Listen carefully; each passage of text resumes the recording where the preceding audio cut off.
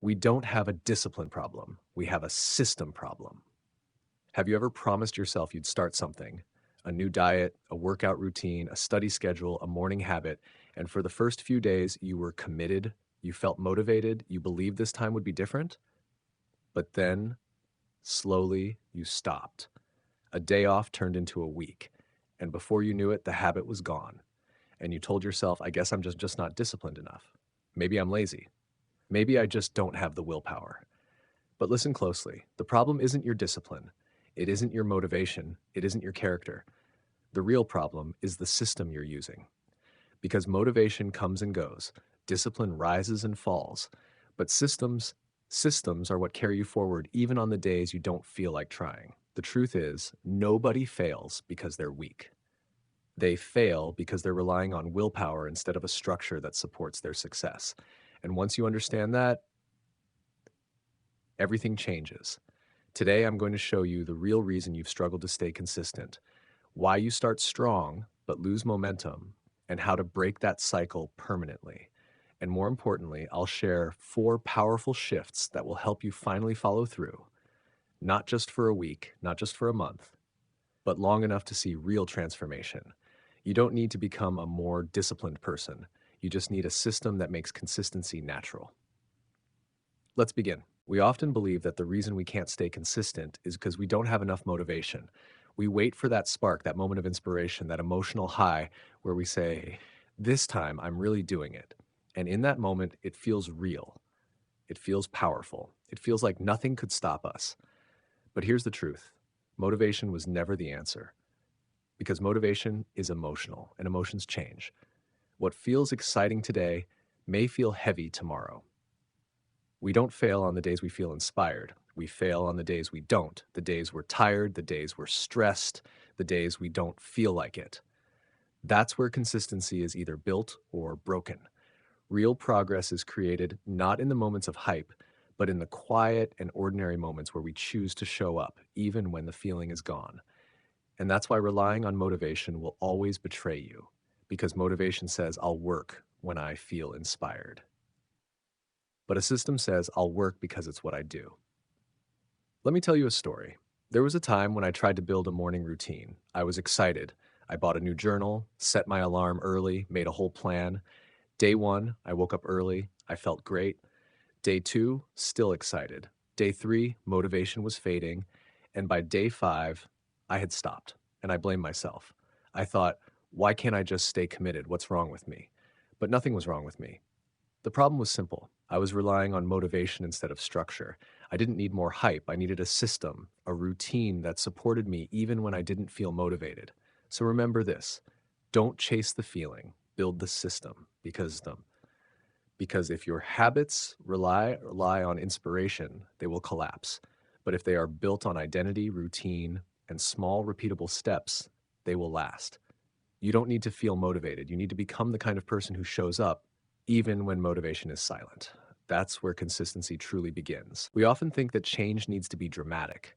We tell ourselves, starting tomorrow, I'll wake up at 5 a.m., I'll work out every day, I'll meditate for 30 minutes, I'll completely transform my habits overnight. But that's the reason most people fail. Not because they are weak, not because they lack desire, but because they are trying to change too fast.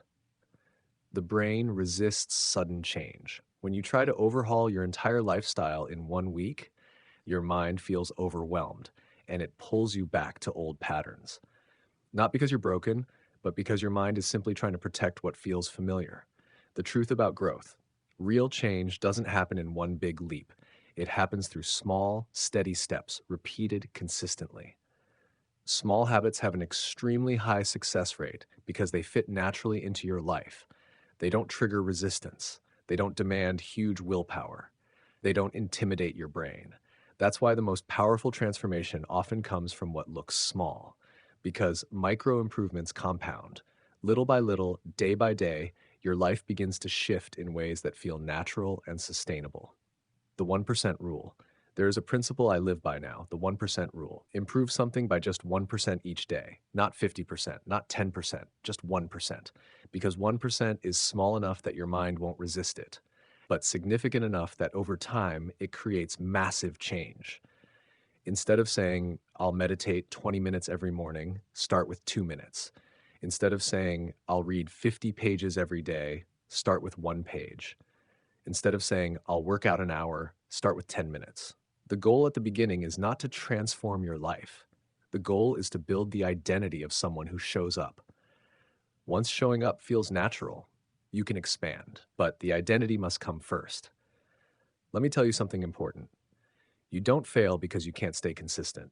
You fail because the version of change you tried was too heavy to carry. Consistency is not about intensity, it's about continuity. Anyone can give 120% for a week, but transformation happens when you give 1% every day for months. Because small doesn't mean weak. Small means repeatable. Small means sustainable. Small means it will last.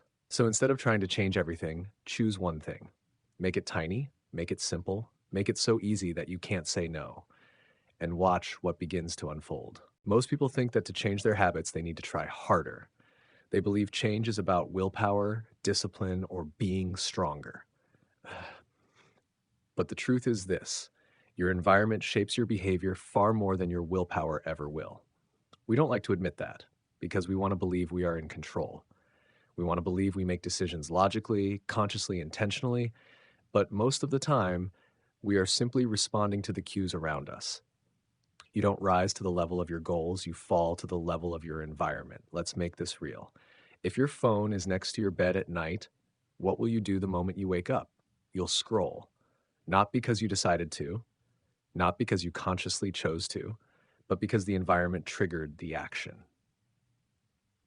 If there is junk food in your kitchen cabinets, eventually you'll reach for it, not because you're weak, but because it's there. If your workspace is cluttered, your mind will feel cluttered too. Your attention will scatter, your energy will feel heavy. It's not a personality flaw. It's not laziness. It's simply the influence of your surroundings. So here's the shift. Instead of trying to use more discipline, build an environment where discipline is barely needed. Make good habits easy and make bad habits hard. When you design your environment intentionally, your habits begin to happen naturally, without forcing, without struggling, without guilt. How do we do that? Here are practical steps.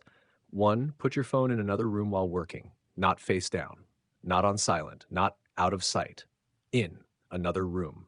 If it's physically far, the urge weakens. If reaching it takes effort, the habit breaks itself. This one action alone can double your focus. 2, prepare your habits before you need them. If you want to work out in the morning, place your workout clothes and shoes by your bed the night before. When you wake up, there is no decision to make, just action. If you want to drink more water, put a filled water bottle on your desk before you start work. If you want to read more, place the book on your pillow so you see it before going to sleep. Small cues, huge impact. Create a dedicated focus space. This doesn't need to be a fancy office. It could be a corner of a room, a specific chair, a cafe you return to, same table, same drink, same routine. Train your brain. When I am in this space, I am focused. Your body learns, your mind follows, your attention sharpens. This is how athletes step onto the field and instantly become present. The environment signals the identity. Why this works.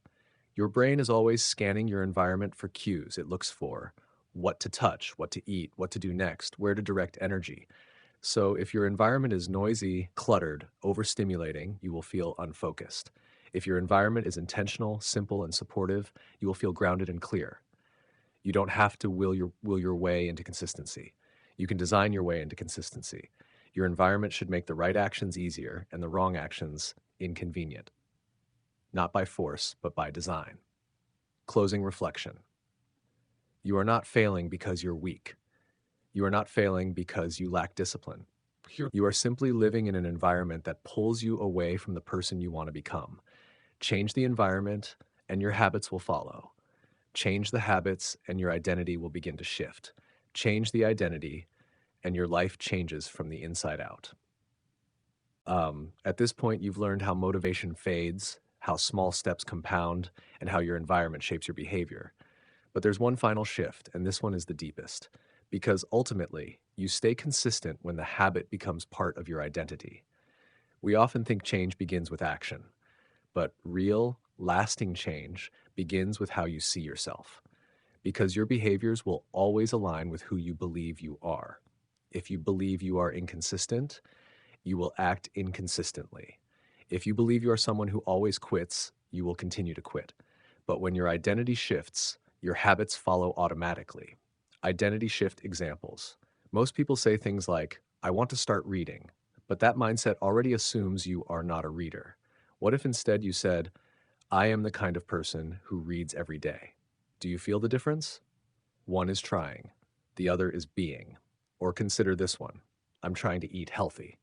That sounds like effort, struggle, resistance. But if you say, I am someone who honors my body, suddenly it's not a task, it's who you are. When your identity shifts, habit is no longer something you force, it becomes something you simply do. Why this works? Identity is powerful because it creates alignment. If you identify as a musician, you practice not because you must, but because it's who you are. If you identify as an athlete, you train, even on hard days. If you identify as a writer, writing is the natural expression of your identity. So when you change your identity, your behavior begins to change effortlessly. You don't need to push. You don't need to hype yourself. You don't need to chase motivation. You don't need to force consistency. You embody it. A simple exercise, start here. Right now, I want you to finish one sentence. Don't overthink it. Just answer truthfully. I want to become a person who. Say it slowly. Say it out loud if you can. Let it land, because that sentence is the starting point of your new identity. Once you know who you want to become, your habits are just the actions that support that identity.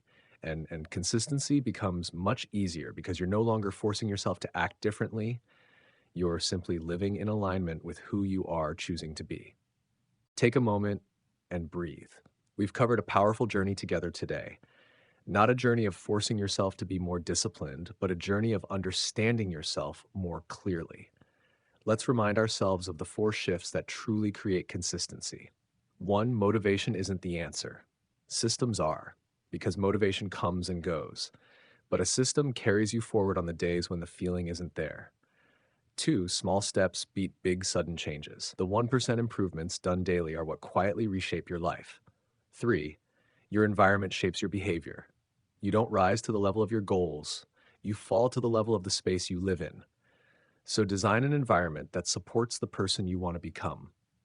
Four, identity creates consistency. When you shift your identity, your habits follow automatically. You act in alignment with who you believe you are. And I want you to hear this clearly. You are not broken. You don't lack discipline. You don't need to force yourself to be someone else. You simply need a better framework, a structure that supports you, a lifestyle that fits you. Your 7-day challenge. For the next 7 days, I want you to choose one small habit. Just one. Not big, not complicated, not dramatic. And practice it daily, not perfectly, just consistently. It could be 2 minutes of journaling, 1 page of reading, 10 minutes of walking, setting your phone in another room while working. Small is enough, because small is repeatable, and repeatable is what becomes your identity. Consistency isn't about being stronger. It's about designing a life that supports who you want to become. Start small. Start gently. Start today.